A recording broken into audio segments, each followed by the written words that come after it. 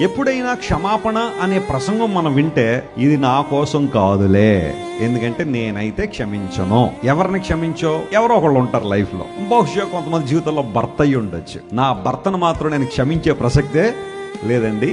కంఠంలో ప్రాణం ఉన్నంత వరకు నా భర్త మీద ఈ పగ, కక్ష, ప్రతీకారం కొనసాగుతూనే ఉంటది అని కొంతమంది అనొచ్చేమో. వెస్లీ గారు, నేను ఎవరినైనా క్షమిస్తాను కానీ నా భార్యను క్షమించనండి అని ఆ కచ్చా కట్టుకుని కూర్చున్న పురుషులు కూడా ఉండుంటారు. వారందరితో చక్కగా ఉంటారు, అందరితో బాగా మాట్లాడరు, కానీ భార్య దగ్గరికి వచ్చేసరికి మాత్రం ఆ స్నేహభావం ఉండదు, ఆ ప్రేమ ఉండదు, ఆమెతో ఆ కలివిడితనం ఉండదు. ఎందుకోసం అంటే ఏదో రకమైన ఒక సంఘటనను హృదయంలో పెట్టేసుకుని, ఒక విషయాన్ని మనసులో పెట్టేసుకుని ఆ కక్ష, ప్రతీకారేచ్ఛ తమ క్రియల్లో చూపిస్తూ ఉంటారు. I can forgive that person. నా సహోదరుని క్షమించలేనండి, నా సహోదరుని క్షమించలేనండి, నా ప్రక్క విశ్వాసాన్ని క్షమించలేనండి. రకరకాల పరిస్థితుల్లో కొంతమంది ఉంటాయి. ఒకవేళ వారు తమ తప్పును ఒప్పుకోగలిగితే, తమ యొక్క అపరాధమును ఒప్పుకోగలిగితే నువ్వు క్షమించడానికి సిద్ధంగానే ఉండాలి. క్షమాపణ అనేది మొట్టమొదటిగా క్షమించబడే వ్యక్తికి మేలు చేయడం మాత్రం కాకుండా నీకు కూడా చాలా మేలు చేస్తారు. ఎందుకోసం అంటే ఆ గ్రడ్జ్ నీలో ఉన్నప్పుడు, ఆ ప్రతీకారాచ్య నీలో ఉన్నప్పుడు, ఆ కోపం నీలో ఉంచుకున్నప్పుడు అది ఎదుటి వ్యక్తిని దహించక మునిపే